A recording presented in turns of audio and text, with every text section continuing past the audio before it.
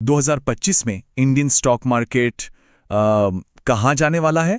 आज हम इसी सवाल का जवाब ढूंढेंगे, वो भी बिल्कुल साफ साफ डेटा और एक्सपर्ट ओपिनियन के साथ। तो सवाल ये है कि 2025 में एक तगड़ी रैली आएगी या फिर रिसेशन का डर अभी भी बना हुआ है। ये सवाल आजकल हर इन्वेस्टर के दिमाग में घूम रहा है। तो चलिए आज इसी को डिकोड करते हैं। देखिए, 2024 तो मार्केट के लिए एक जबरदस्त रोलर कोस्टर राइड था। कभी सेंसेक्स 76,000 के भी पार तो कभी धड़ाम से 72,000 तक आ गया। इसी उतार चढ़ाव के बाद अब सब जानना चाहते हैं कि भाई 2025 में होगा क्या। तो चलिए सबसे पहले मार्केट की बड़ी पिक्चर को समझते हैं। आखिर एक्सपर्ट्स 2025 को लेकर सोच क्या रहे हैं? तो सुनिए, एक्सपर्ट्स का मानना है कि 2025 तक सेंसेक्स 85,000 का लेवल भी छू सकता है। जी हां, 85,000। ये मार्केट में एक बहुत ही पॉजिटिव माहौल का इशारा है। और बात सिर्फ सेंसेक्स की नहीं है, निफ्टी के लिए भी टारगेट 24,000 से ऊपर का है। मतलब ओवरऑल आउटलुक काफी बुलिश लग रहा है। लेकिन इतनी उम्मीद क्यों? इसके पीछे वजह क्या है? वेल, 3 बड़े कारण हैं।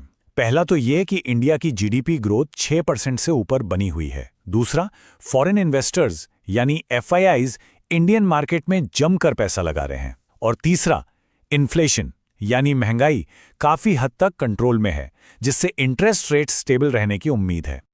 तो अगर इन सब फैक्टर्स को एक साथ देखें ना, तो ये साफ है कि 2025 इन्वेस्टर्स के लिए एक गोल्डन ईयर, एक सुनहरा साल हो सकता है।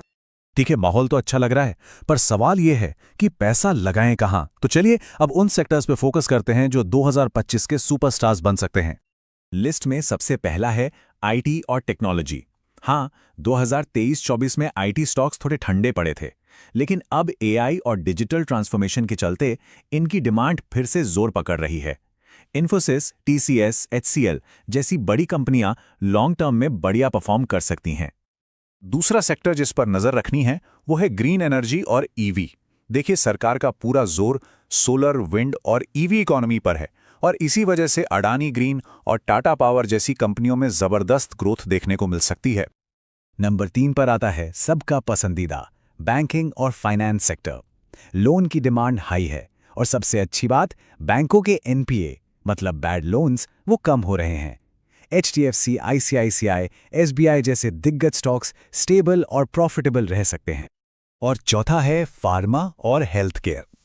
देखिए, इंडिया को दुनिया का फार्मेसी हब ऐसे ही नहीं कहते।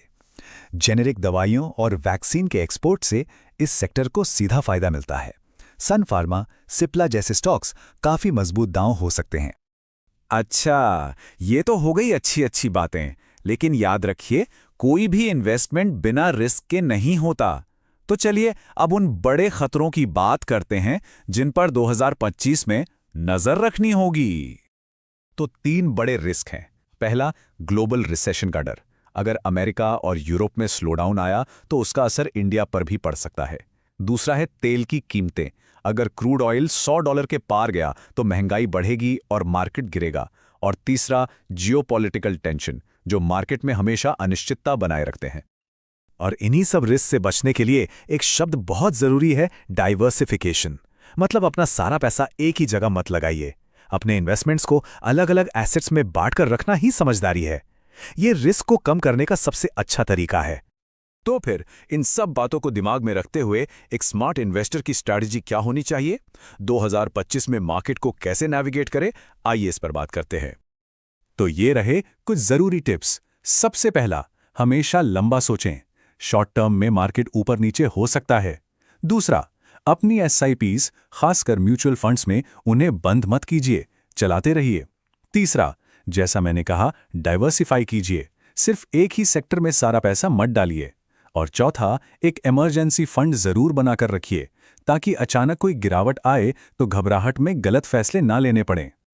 तो कुल मिलाकर बात यह है कि सही सेक्टर चुनना और लॉन्ग टर्म का नजरिया रखना, यही कामयाबी की असली चाबी है। इस बात को हमेशा याद रखिए। तो दोस्तों, 2025 स्टॉक मार्केट के लिए एक गोल्डन अपॉर्चुनिटी हो सकता है। अब आप बताइए, आप किस सेक्टर में इन्वेस्ट करने का सोच रहे हैं? आईटी, बैंकिंग या फिर ग्रीन एनर्जी? अपनी राय जरूर बताइएगा।